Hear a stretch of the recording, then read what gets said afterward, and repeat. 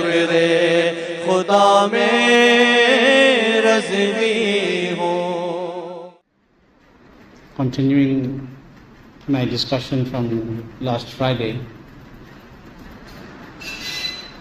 it is very important for us to remember and to understand that all of us need to better understand rather that if we wish to be successful in deen, if we wish to be successful in worldly matters, then it is very, very important that our success in deen and dunya both depends on that which I have been discussing from the hadith of the beloved Rasul sallallahu alayhi wasallam, is that we must truly love Almighty Allah and His beloved Rasul sallallahu alayhi wasallam above everything. We have been discussing this over the last few weeks, and it is the most important thing for every Muslim to understand that all our successes and unfortunately our failures are based on this discussion. When a person sincerely and truly loves Allah and His Rasul sallallahu alaihi wasallam above all things, then he will or she will prioritize the commands of Allah and His Rasul sallallahu alaihi wasallam. Priority will be given to Allah's command and Rasul Pak sallallahu alaihi wasallam's command. Why? Because that is the demand of the claim of love. That is the demand of the claim of love. That is the requirement of the claim of love. That when we claim to love Allah and His Rasul sallallahu alaihi wasallam above all else, then our priority needs to be being obedient to the command of Allah and His beloved Rasul sallallahu ta'ala alaihi wasallam. And that is where our success lies. And when we find that we stop prioritizing, Allah forbid, where people stop prioritizing the command of Allah and Allah's Habib sallallahu alaihi wasallam, and they prioritize themselves and they prioritize their own lives over and above what Allah and His Rasul sallallahu alaihi wasallam have commanded, then that becomes the first door to failure. That becomes the first step to failure. So our success and our failure both depends on this, that we should prioritize that which Allah has commanded, and that is fard. It is an obligation on us to fulfill it is one of our faraid, one of our duties, to fulfill sincerely to the best of our ability the command of Allah and His Rasul sallallahu alaihi wasallam. And the moment a servant of Allah prioritizes this sincerely and with devotion, then he will see the mercy of Allah descending upon him. He will find Allah's mercy descending in his home. He will see Allah's rahmat in the things that he does. Why? Because his priority is not to make the 50,000 rand. His priority is not to build this massive mansion. His priority is not to own this in the dunya. His priority is that if I earn that 50, it must be how Allah commanded me to earn it. If I build this home, it must be for the ibadat of Allah Almighty, that I will build it and in it we will make the ibadat of Allah Almighty. If I buy this vehicle, then it is not for roaming the streets without reason and the marketplaces, but it is so that they can sit inside and drive to the house of Allah to perform my ibadat. This is happening when you prioritize the command of Allah and His Rasul sallallahu alaihi wasallam, and you put that primary in your life. So whenever we do anything, we must understand that the base and the foundation is that you must and I must love Allah and His beloved Rasul sallallahu alaihi wasallam above all else. And if you love anybody else in your life, it's as per the hadith. If we love anyone else in our life, it must be for the pleasure of Allah. It must be for the pleasure of Allah. Do you know, we find today, and the divorce rate is massive. What we saw in the past in our community and what we're seeing today, and you can ask me firsthand because I deal with these cases on a weekly basis. Okay, I've been doing it for the last 30 years. We deal with it in the weekly basis. And we are seeing it like we never saw it before. And the simple discussion is that we've fallen out of love with one another. I don't love my husband anymore. I don't love my wife anymore. We've fallen out of love.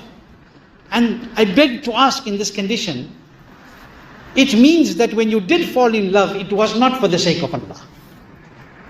Because if you love somebody for the sake of Allah, then as long as that person loves Allah, you won't fall out of love. Because it is for the sake of Allah and Allah's Habib sallallahu alaihi wasallam. This happens because we, in inverted commas, do not even understand the meaning of the word love to. It is for a dunyawi reason. It is for lust, unfortunately in a lot of cases. It is for everything else but for the pleasure of Allah Almighty, except for those whom Allah has given divine guidance to do it right. So, the reason behind all of this is that the banda forgets his purpose. He has forgotten what is priority. His priority even in a marriage is to fulfill the command of Allah and His Rasul sallallahu alaihi wasallam. Not because I'm doing this because I think this is right. I'm doing this because Allah said this is right. I'm doing this because this is how my Nabi told us to do it. It's not because of what I think. And this is the problem. And the problem is when we start prioritizing our own thoughts, our own ideology, separating it from that which Allah and His Rasul sallallahu alaihi wasallam have commanded. And that is why we have so much of fitna in our community. We have so many problems because people have forgotten to adhere and stick to the rule and the protocol. And there is no better rule and protocol than that which has been set by Allah and His beloved Rasul sallallahu ta'ala alayhi wasallam. So when we love somebody also, we should try to love them for the pleasure of Allah. We should try and love them for the sake of Allah and His Rasul sallallahu alayhi wasallam. You know, sometimes you find that the person comes to you and they say that I do not want to be in this marriage because this person doesn't hang the towel right. I've seen it. It's foolish things. This person doesn't do this right. And I asked him, does he pray salah or does she pray salah? Do they do anything contrary to the command of Allah and His Rasul sallallahu alaihi wasallam? Do they love Rasulullah sallallahu alaihi wasallam? Yes, all the boxes are ticked. So what is the problem? The problem is that we're prioritizing ourselves. Yes, each one has their own wishes and desires and you have the haq and the right for that. But at the same time, don't let it transcend and transgress that which Allah and His Rasul sallallahu alaihi wasallam have commanded. So when you love somebody, and if you sincerely love them, and you want that love to stay till you die, whether it is your wife or your children or your parents or your friends, love them for the sake of Allah. You know, people come and they say, I have a Bad Mazhab, a Wahhabi friend. I say, La hawla wa la quwwata illa billah. I have a Razvi friend, La hawla wa la quwwata illa billah. Because love's supposed to be for the sake of Allah and His Rasul. Friendship's supposed to be for the sake of Allah and His Rasul. How are you so proud to say that that person who slanders Allah and His Rasul is my friend? It's like, without comparison, a son saying that the person who calls my father a thief is my friend. Yet I know that my father is not a thief. The one who calls my mother by vile names is my friend. Yet you know your mother is not that kind of a person. But you still want to be friend? What does it mean? It means you are disloyal to your parents. It means you are not prioritizing them, you are prioritizing your faida. That I'm only befriending him because I'll get this benefit here. I'll get this business deal. I'll get this and I'll get that. And this is what people do with their deen as well. So it is very important, very blunt discussion. Some may not like it, but it's a blunt discussion. It has to happen. That it is very important for us to understand that what is the foundation. The foundation is the love for Allah and His beloved Rasul sallallahu ta'ala alayhi wa sallam. And when you love Allah and His Rasul, look, it's so simple. When you love Allah and His Rasul sallallahu alayhi wa sallam above all else, then anybody that you will love them because of Allah and His Rasul sallallahu alayhi wa sallam. You will love them because of Allah and His Rasul sallallahu alayhi wa sallam, because your love for Allah and His Rasul is above all else. And a person will hate to do something that will take him away from his deen. You will dislike anything that will take you far away from your deen. Allah forbid, and draw you towards the ways of kufr. Why? Because you love Allah and His Rasul sallallahu alaihi wasallam, and you love that which Allah and His Rasul love, and you hate that which is detested in the court of Allah and His Rasul. And what is that? Kufr. That is why the hadith said, a man will detest to go back towards kufr, or go in the direction of kufr, like he detests to be thrown into a fire. What does that mean? it means that we need to, very simple, prioritize. You have to prioritize. And priority is the love of Allah and His Rasul sallallahu alaihi wasallam. But in all of this, it's a very lengthy discussion, but in all of this, the very important point is sometimes we have to look within ourselves. We have to look within ourselves, which in the modern world they call soul searching. This in reality is a very deep spiritual foundation of success. When a man soul searches, we should soul search more than anybody else. What has been mentioned? That one who recognizes himself, one who identifies himself, man arafa nafsa faqad arafa rabba. One who recognizes himself is the one who will recognize the closeness of his Rabb. He'll recognize his duties to his Rabb. First he must recognize himself. And that is why it's so important for each of us to soul search, to look within ourselves and to think of some important things.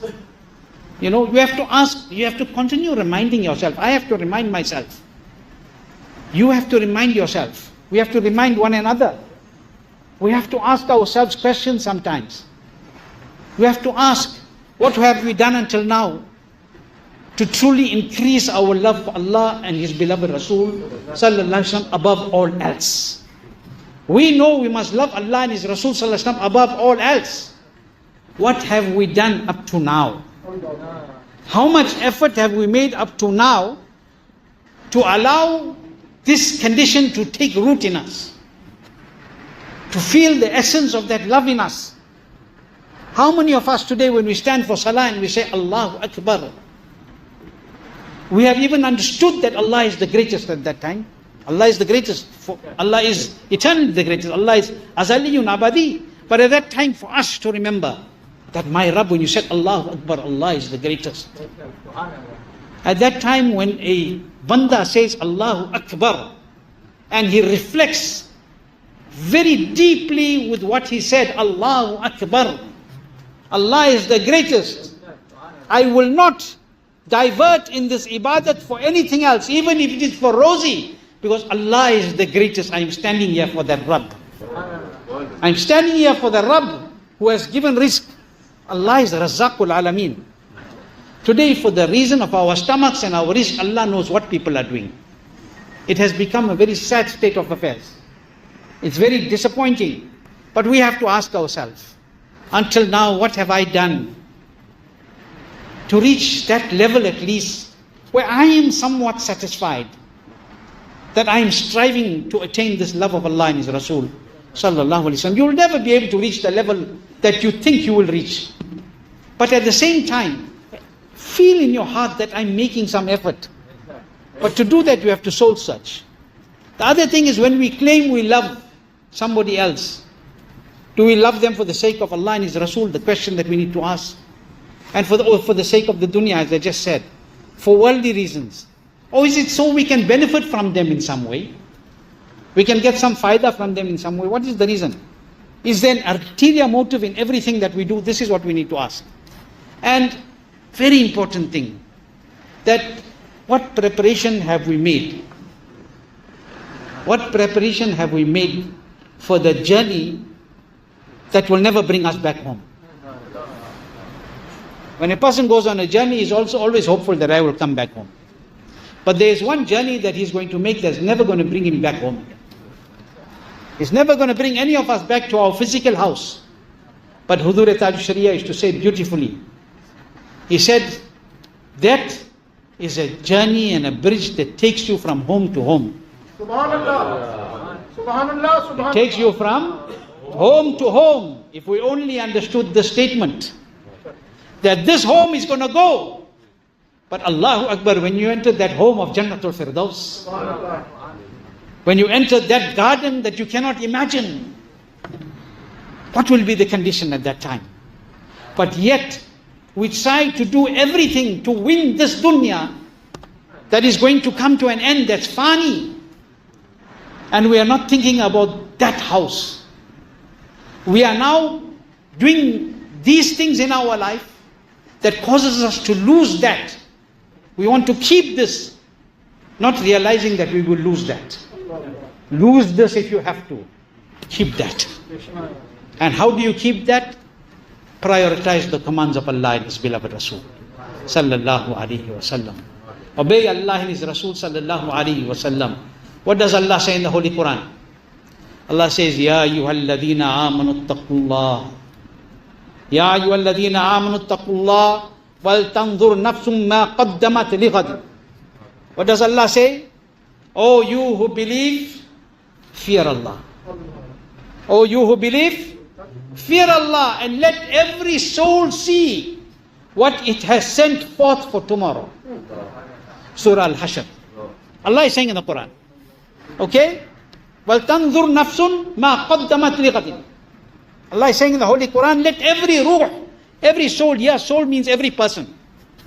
Let every person see what he has sent forth for tomorrow. What have we sent forth for tomorrow? Let's soul search. What does it mean?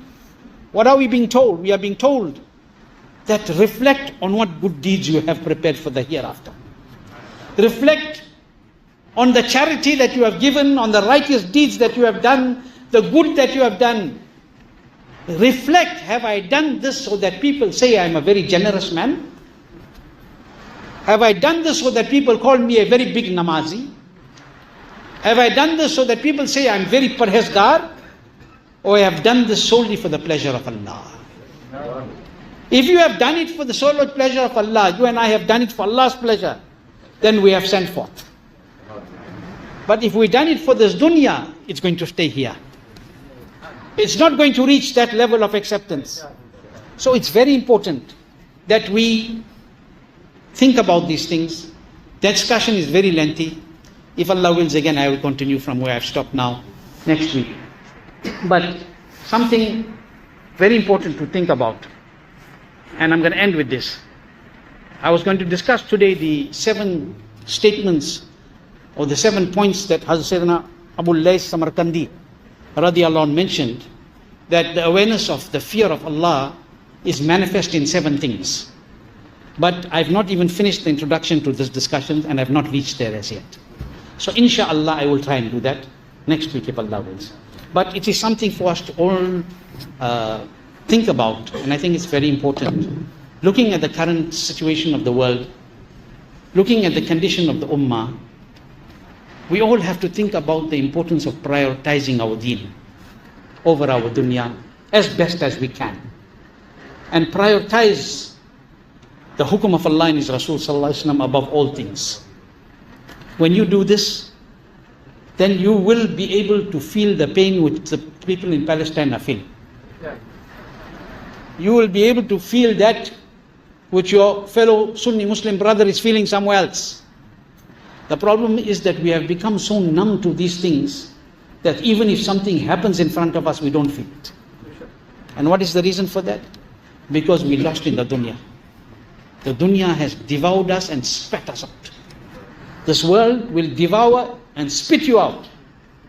And there will be nothing left of you and me, and there will be nothing left of this world in the end. Why? Because everything is about the hereafter. May Allah give us tawfiq to understand this. May Allah keep us firm on madhab mazhab ahl sunnat maslaki ala Hazrat. May Allah subhanahu wa ta'ala protect us from our most dangerous and manifest enemy, which is shaitan. And may Allah subhanahu wa ta'ala protect us from the fitna of the dunya. May Allah ta'ala keep us with iman. Just leave this world with iman. Those who are ill, Allah grant them shifa.